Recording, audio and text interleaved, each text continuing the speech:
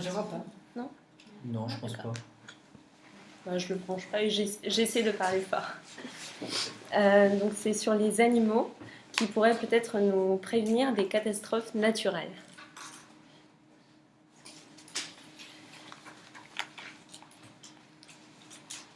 Mesdames et messieurs, au cours de l'histoire, de nombreuses catastrophes naturelles ont été pressenties par les animaux.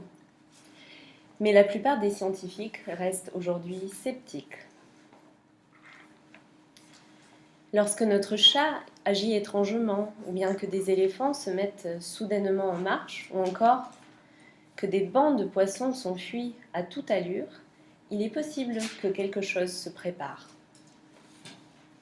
Les animaux peuvent-ils nous servir de signal d'alarme avant une tempête, un tremblement de terre, un tsunami? Voici des éléments de réponse. Martinique, le 8 mai 1902. Un volcan s'apprête à entrer en éruption, ne laissant derrière lui que 2 survivants parmi les 30 000 habitants. Pourtant, tous les animaux sont introuvables et ils ont fui les abords du volcan quelques jours avant. Lors de cet épisode, la remontée du magma s'est accompagnée de sismicité et de coulées boueuses. Les animaux ont peut-être pu ressentir ces changements dans leur écosystème, explique un volcanologue, professeur dans une université à Paris. Malgré cela, aujourd'hui encore, on ne fait confiance qu'aux données fournies par l'homme et ses outils. Pour la Martinique, on mise notamment sur des cartographies du risque sismique. On imagine des scénarios, on évalue les risques et les conséquences. Mais jamais on ne pense à inclure la prémonition des animaux.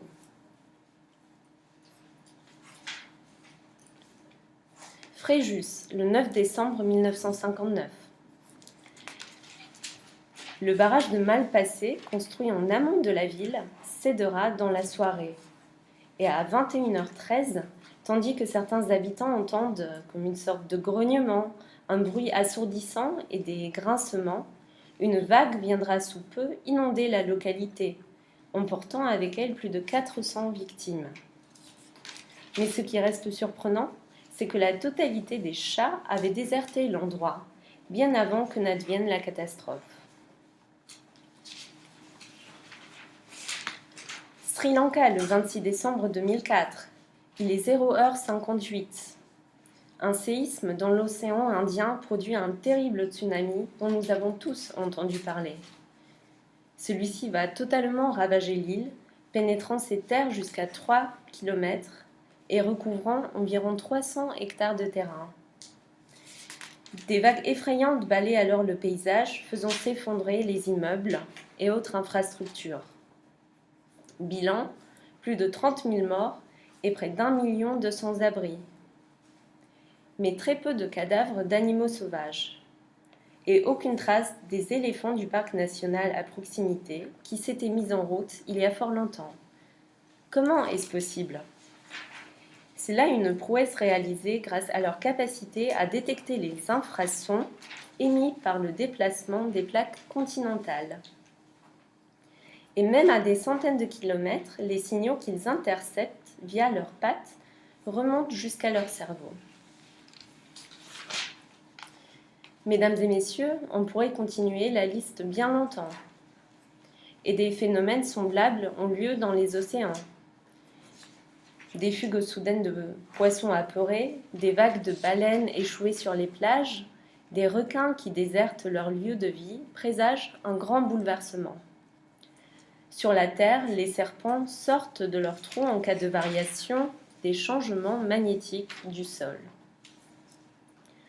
Enfin, dans les airs, les oiseaux prennent constamment leur envol avant une intempérie. Aujourd'hui, nous savons parfaitement que l'on peut assez facilement prévoir une grosse tempête ou bien un ouragan. Et il s'agit là de phénomènes qui sont progressifs et qui peuvent être prévus même 3 à 5 jours à l'avance.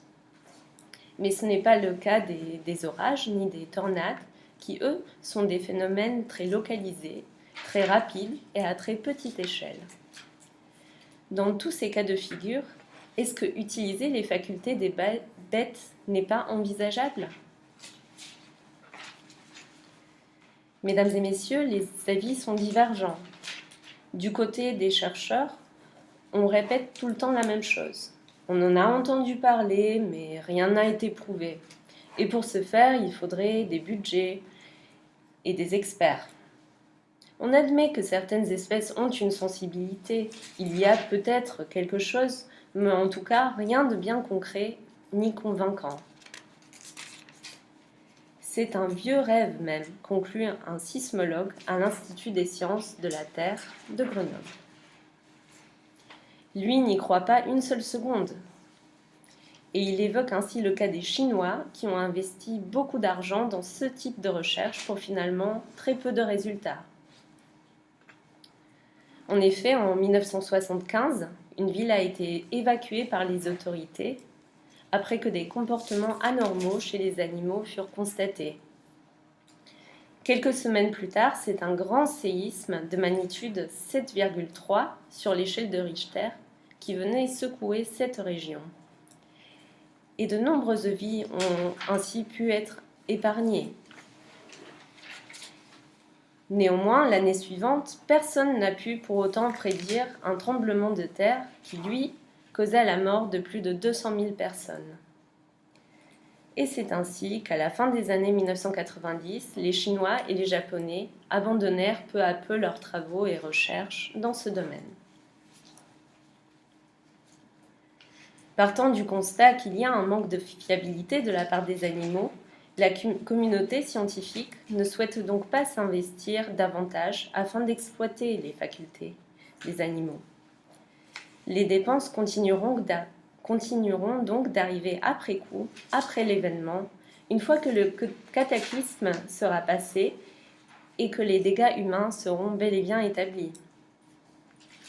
On ne peut pas mettre quoi que ce soit en œuvre avant d'avoir bien compris et identifié le mécanisme des animaux. Et puis la mise en place du suivi d'un animal s'avère complexe également. Pourtant, certains scientifiques ne réfutent pas totalement l'idée.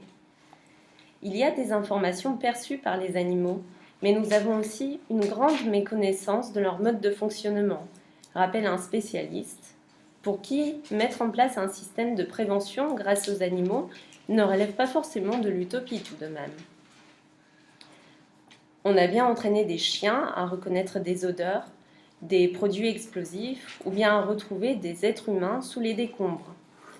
Alors pourquoi ne pas se servir de cet instinct bestial pour prévenir des pertes humaines? Ainsi, nos amis les bêtes, après tout, seraient peut-être beaucoup moins bêtes qu'on le pense. Je vous remercie.